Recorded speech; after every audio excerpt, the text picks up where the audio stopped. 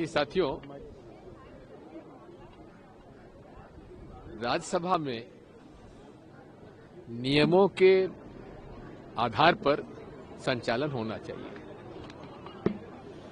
जो अब स्वयं चेयर की तरफ से नियमों का पालन नहीं हो रहा है, फिर चेयरमैन साहब से हम क्या उम्मीद करें। यही नहीं है, साथ में डिप्टी चेयरमैन साहब भी उस नियमों का पालन नहीं कर रहे हैं। जहां लोगों को जो विषय नहीं है उस पर भी बोलने का अवसर दे रहे हैं, और जहां हमको बोलना है वहां बोलने नहीं दिया जा रहा है।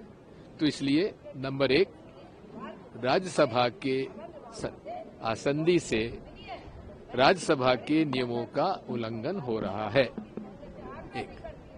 नंबर दो, संविधान जिसके बारे में माननीय प्रधानमंत्री जी ने उसके रक्षा करने के लिए हर बार उसमें कहा कि वे संविधान की रक्षा करने के लिए तत्पर हैं। संविधान की शपथ लेकर जो जज संविधान के खिलाफ बोलते हैं उस पर क्या कार्रवाई हो रही है।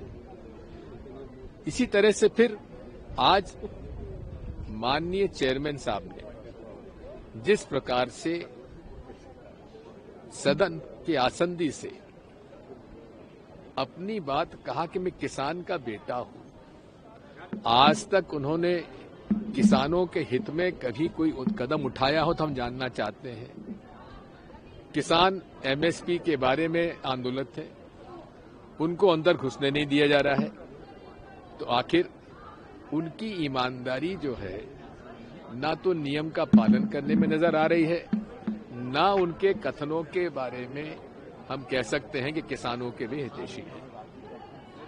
और आखिरी बात और सबसे महत्वपूर्ण, जिस प्रकार से उन्होंने हमारे विपक्ष के नेता मल्लिकार्जुन खड़गे साहब, जिनका कि राजनीतिक जीवन आज पूरे सदन में ही नहीं पूरे लोकसभा और राज्यसभा में सबसे ज्यादा है, सबसे वरिष्ठ है, दलित है, 9 साल की उम्र में वे बेघर हो गए थे, दलित परिवार से आते हैं, संघर्ष से जीवन उनका गुजरा है, उन पर जिस प्रकार की उन्होंने टिप्पणियां की है, हम उनकी इन टिप्पणियों का घोर विरोध करते हैं और माननीय चेयरमैन साहब को विपक्ष के नेताजी से माफी मांगना चाहिए।